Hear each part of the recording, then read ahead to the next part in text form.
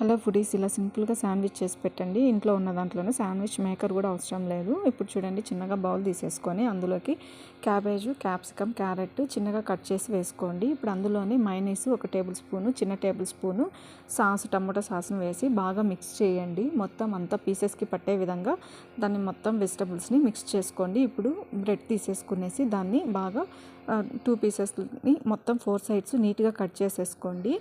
Sides ఉన్నదంతా నీట్గా cut చేసుకున్న తర్వాత అందులోకి ఇప్పుడు మనము మైనీస్ని యాడ్ చేసుకోండి. మీకు ఎంత కావాలో అంత మైనీస్, పిల్లలు తినేదాన్ని బట్టి 2 పీసులకి బాగా మైనీస్ అప్లై చేయండి. అదేవిధంగా సాస్ కూడా వాళ్ళు ఇంట్రెస్ట్గా తింటారు అంటే పిల్లలు, దాన్ని బట్టి దానికి కూడా సాస్ కూడా అప్లై చేయొచ్చు అనమాట.